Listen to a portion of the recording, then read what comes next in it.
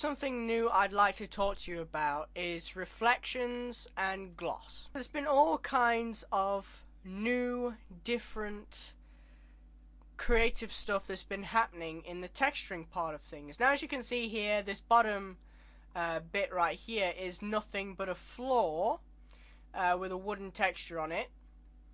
And this hasn't got a texture on it, it's just got a material on it, which has got a ray mirror and it's got shaders.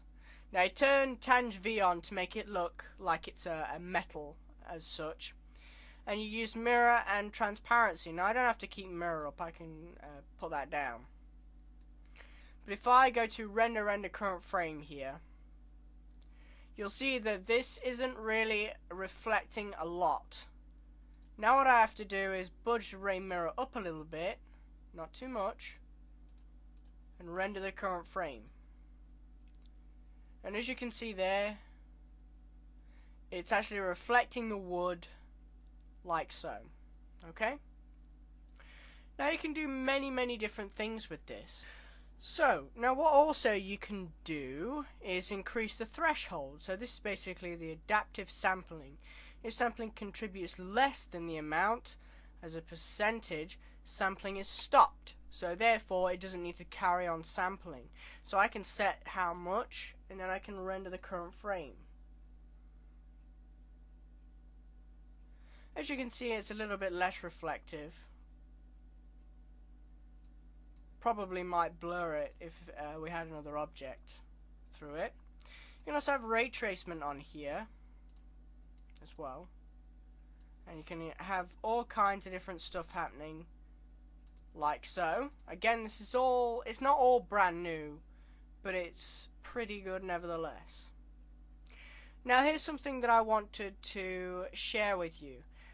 You see, this cube here is unfortunately fading to the sky color, and it's probably giving the wrong effect. You see, if I was to show this a little bit better, turn off ray transparency and turn on ray mirror.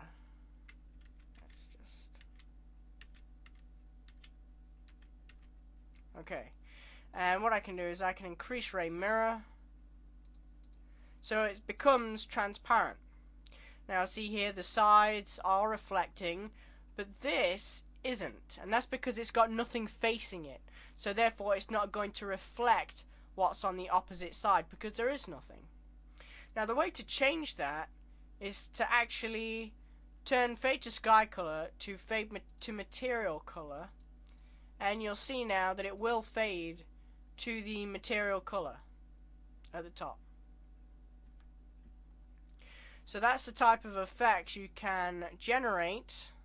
We can increase the Forensal, make all kinds of different effects.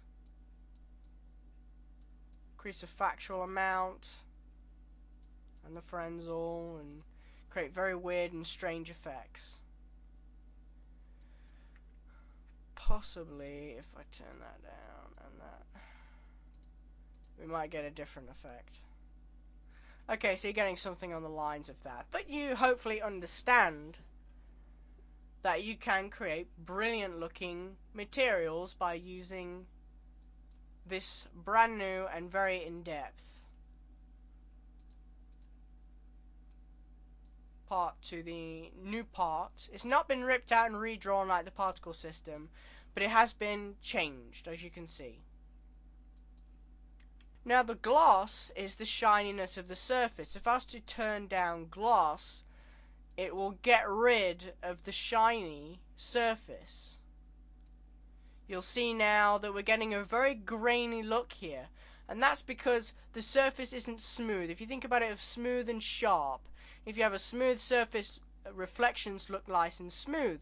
If you have the gloss turned down or completely switched off like I have here, you get the raw kind of rustic metal effect.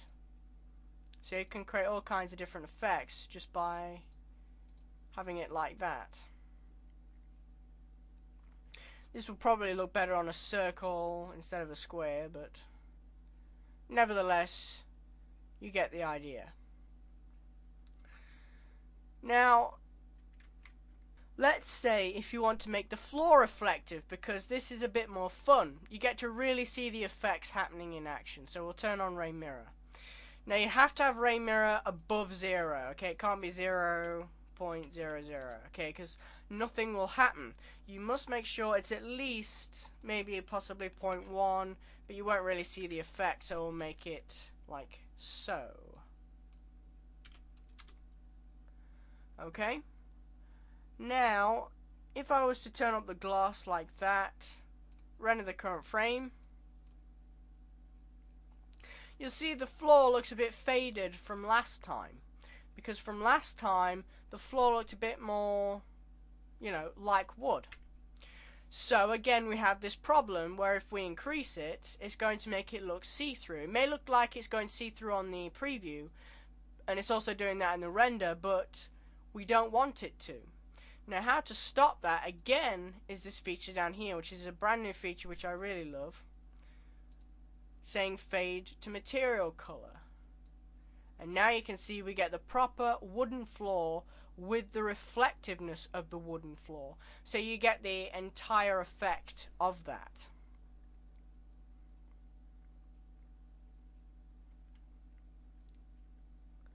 Okay? Now what also you can do is increase the Orsno, and you can also increase the sampling. Let's turn this up to something like 50.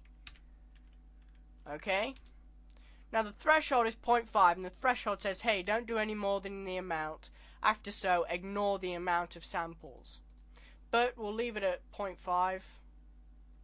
As you can see, that's the kind of reflectiveness we get. If I was to increase the threshold,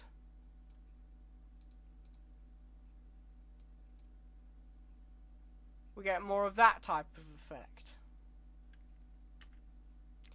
And we can also increase the glossiness down as well. And as you can see, we don't get that brilliant reflection that we had last time.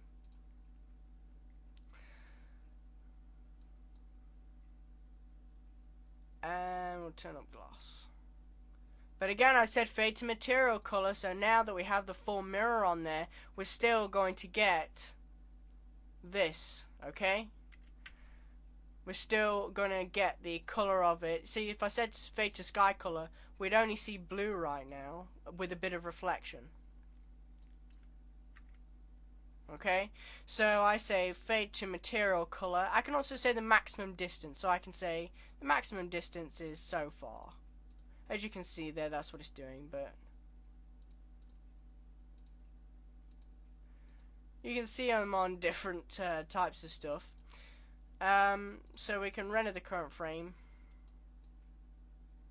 and I can choose the maximum distance that this is allowed to reflect.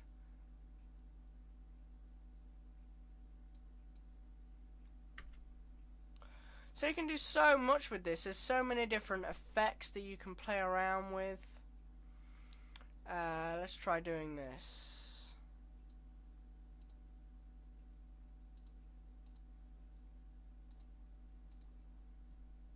See what we get.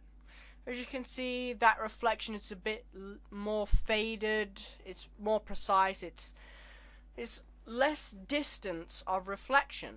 Okay. Because that's the maximum distance. So it says it's only allowed to go so far, and then we have to cut it off, and that's where it's cutting it off. Okay, so that is how this effect is accomplished, and it's a brilliant effect. You can also increase the depth. So if we increase the depth like we did last time, as you can see, you get more depth on the object. Maybe if we had a bit more detail on there, it may work a little better. But you can see the effects that you can generate out of this. You know that if you turn down gloss, you'll get more of a rustic surface rather than a reflective surface. But you know, that's completely down to you and what you want. As you can see, we're not really getting any reflectiveness right there. So if I increase the gloss just by a little bit, like so, We might get a little bit of a reflection, but we certainly won't get a lot. Look at that. Hardly none. So you can generate all these different effects and change how they look, change how they reflect. And it's absolutely brilliant. Also, if you have tangent V on there as well, you'll probably find you'll get the same effect as you did with the floor. Sorry, with the cube. So now you get all kinds of different effects that you can try out with this program. So it's really easy and it's really simple. So try it out and see what you can do with it.